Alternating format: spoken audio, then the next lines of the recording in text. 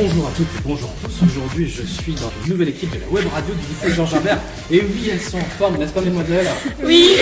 Océane, et de quoi tu vas nous parler ce matin? Bonjour tout le monde. Alors ce matin, j'étais tranquille, je buvais mon thé, je lisais mon fameux courrier international. Et Parce là, que toi, le matin, tu lis Courrier International ouais, comme tous ça, les matins comme ça. Les élèves sont bons. En fait, c'est vraiment une bonne ressource. Et là, je vois écrit en gros Trump à Porto Rico, un désastre. Vous vous rendez compte, le mec, il vient peinard, il empire la situation. Parce que quelque temps avant, il y avait le passage de l'ouragan Maria. En effet, notre cher Trump affirme dans son discours qu'il n'a pas d'empathie pour les victimes de l'ouragan. C'est pas possible. Ah non, mais il a pas, hein. Il s'en fout. Il se déclare très fier que l'île n'ait pas connu une véritable catastrophe. Bien évidemment, ces paroles ont déçu certains portoricains. Normal. Il a aussi comparé les morts de l'ouragan Maria aux morts de l'ouragan Katrina. Quel culot, hein. Ouais, totalement. Notre cher ami essaye aussi d'être drôle, de faire de l'humour, bien sûr. Quoi de mieux pour faire rire des personnes qui viennent de vivre une catastrophe que l'humour de notre cher Donald. Il rigole du coût financier des destructions suite à l'ouragan. En gros, il pense qu'à lui, n'offre aucun soutien. Franchement, est-ce que vous lui feriez confiance à l'avenir? Non. Parce que toi, tu lui fais confiance à moi. Ah non, mais peut-être que d'autres lui faisaient confiance. Et maintenant... Merci beaucoup pour cette chronique. Merci De Océane. rien. Je vais passer tout de suite la parole à Dipti. Dipti, de quoi tu veux nous parler aujourd'hui? Donc aujourd'hui, je vais vous parler d'une photo qui a fait le tour du monde. Je ne sais pas si vous l'avez vue. Après le massacre de Las Vegas, où un homme protège sa femme. Eh bien moi, je l'ai vue et quand j'ai vu ça, ça m'a beaucoup touchée. Elle a pratiquement fait le tour du monde. Mais si vous ne l'avez pas vue, je vous la conseille de la voir. Je la trouve très triste, émouvante. Mais surtout, je me pose une seule question. Est-ce qu'ils sont encore en vie? Parce que personne ne le sait. Au premier plan, on peut voir que l'image elle est centrée sur la femme à terre et l'homme qui la protège. Et à l'arrière-plan, l'image elle est floutée, mais on peut facilement voir qu'il y a des personnes qui sont mortes et on peut voir du sang et d'autres personnes qui sont debout et qui voient tout le désastre. C'est une description très précise. Est-ce que tu peux juste nous dire où est-ce que tu l'as vu? Dans quelle revue? Donc je l'ai vu dans la revue l'Obs. L'Obs de cette semaine, c'est ça? Oui. Vous vous rendez compte que durant un rassemblement, les gens viennent pour se retrouver, s'amuser, faire la fête. Écouter de la musique. Oui. Donc, oui, c'était un concert. Et il y a des personnes qui, pendant ce temps, s'amusent à tirer sur la foule.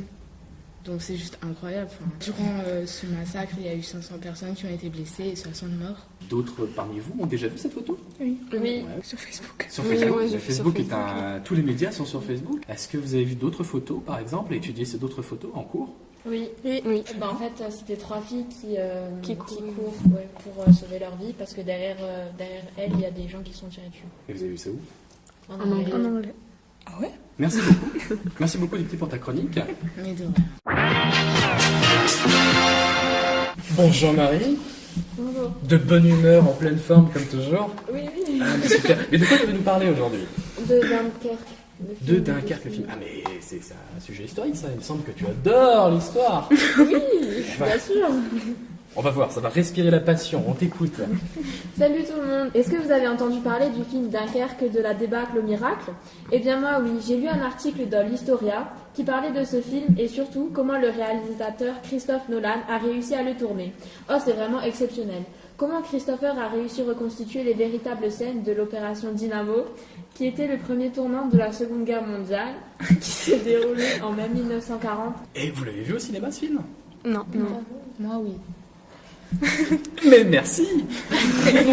Mais encore? Ça nous apprend des choses sur l'histoire qui s'est passée. Je vois ça, effectivement. Ça Ça t'a marqué. Avant lui, Leslie Norman s'y était essayé, mais lui s'intéressait plus particulièrement au destin des propriétaires des Little Ship venus aider à l'embarquement des Tommy. Donc si à un moment vous êtes chez vous devant la télé à regarder les anges de la télé-réalité, ça nous arrive jamais. car il n'y a rien d'autre qui vous intéresse, eh bien allez regarder Dunkerque. Il est bien réalisé et surtout il parle d'une histoire vraie.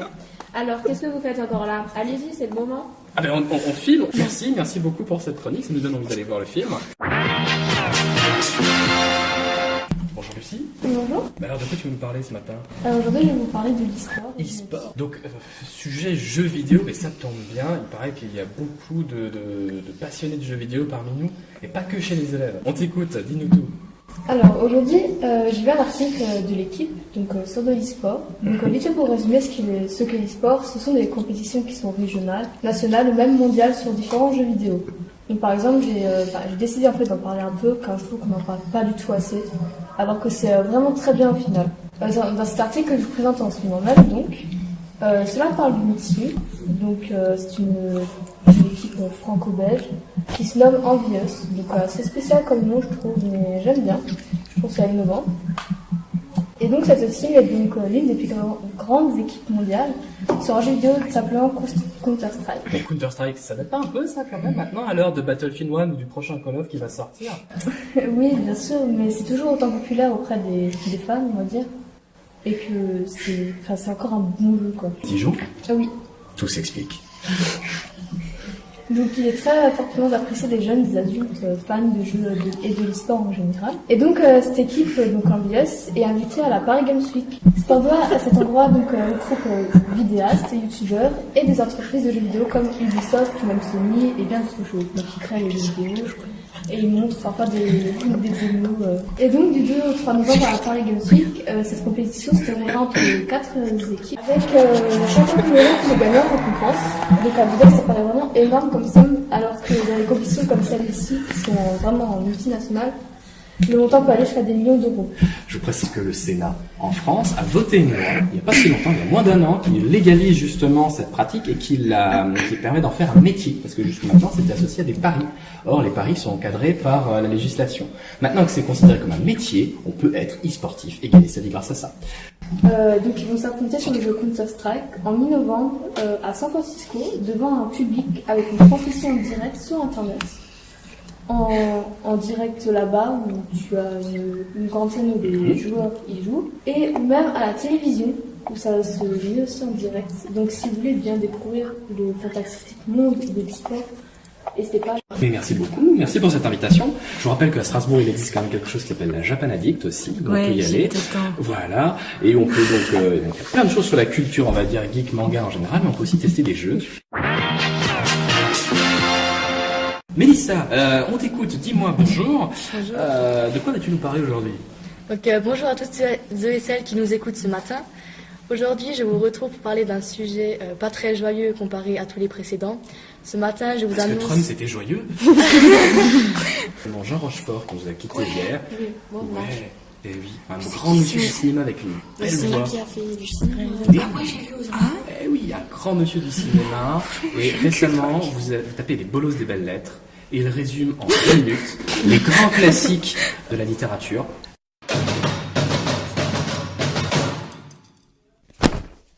C'est l'histoire d'un petit puceau tout mou comme les chocs à pic au fond de leur bol. Son blaze, c'est Charbon-Vary. Il rencontre une petite zouze campagnarde pas dégueulasse. Elle s'appelle Emma. C'est elle, le héros. C'est Madame Bovary. Ils se marient, et puis ils vont crécher dans un bled pérave de Normandie. Emma, elle se fait chier.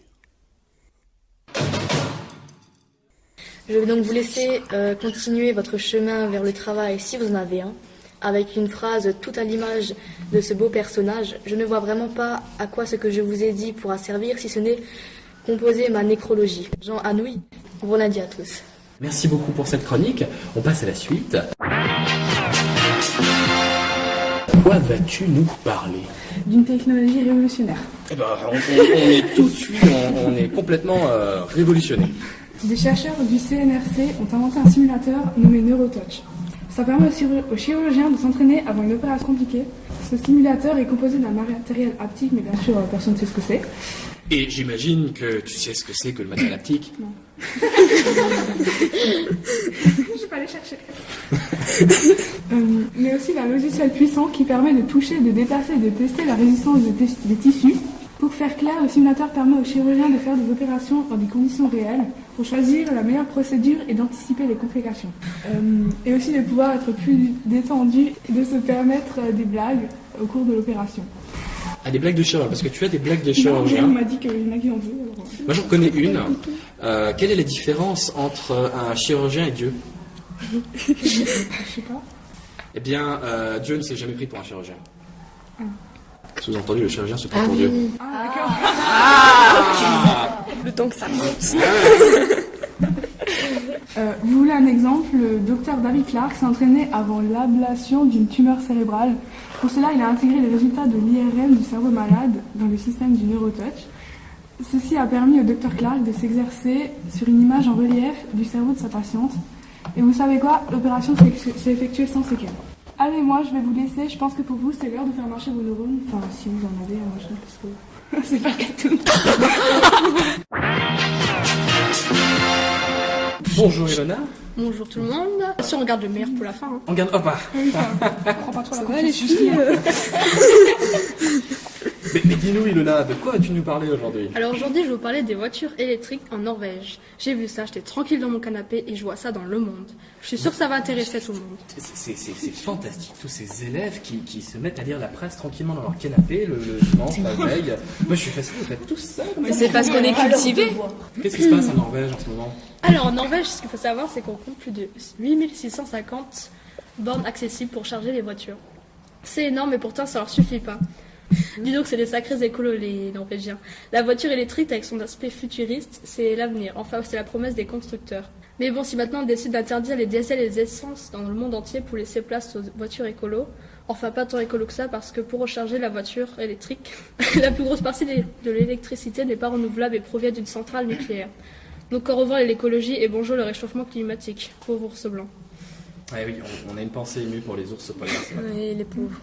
Même si l'émission de CO2 est passée de 130 000 tonnes en 2016 à 53 000 tonnes cette année, en Norvège, la voiture électrique c'est cher et pas forcément accessible pour tout le monde. Je crois qu'il y en a qui sont pas prêts de quitter leur diesel ou leur essence, comme par exemple Bern. C'est un Norvégien, je l'ai rencontré en Norvège. Mais parce qu'on a des élèves ici, des gens Gilbert, qui comme ça le week-end ils peuvent faire des conversations Skype avec des Norvégiens. Et ils parlent norvégien en plus. Ouais, ils sont très forts. Vous savez, je parle très courant norvégien. Hein. Et voilà, on t'écoute, qu'est-ce qu'il nous a dit ce Norvégien? Alors il m'a expliqué qu'il a dû renoncer à un emploi parce qu'il était trop loin de chez lui. Sa femme utilise déjà leur seconde voiture et elle emmène ses enfants de droite à gauche. Du coup l'autonomie de sa voiture c'est pas suffisant. C'est dommage, il aurait peut-être dû garder son ancienne voiture ou alors attendre pour acheter la nouvelle Nissan Leaf avec plus d'autonomie, une fonctionnalité de conduite automatique et une accélération digne d'une voiture de sport. C'est moi ou il y a un placement de produit là? Pas du tout, j'oserais pas. Mais les Norvégiens qui ont une voiture écolo peuvent bénéficier du parking, de la recharge gratuite et du véhicule, de leur véhicule et du ferry gratuit. Quel vénard. Oui, et ce n'est pas tout, ils ont aussi l'accès aux voies normalement réservées aux bus. Seulement avec un passager à bord. Mais cette idée complètement ridicule a créé des embouteillages qui retardent les bus, les pauvres. En plus de ça, la Norvège a dépensé plus de 2 milliards d'euros pour la voiture écolo. Ça fait environ 2 176 278 iPhone 8. C'est énorme. Maintenant, il ne vous reste plus qu'une chose à faire, acheter une voiture électrique. Toujours pas de placement de produit. Mais merci beaucoup pour cette chronique. Très chers auditeurs, nous vous remercions pour votre fidélité. Vous êtes toujours là au poste pour nous écouter pour cette 3e saison de la web radio du lycée Georges Herbert. Et oui, ça fait déjà 3 ans. Et je suis assez content de notre équipe. Ouais. Au revoir.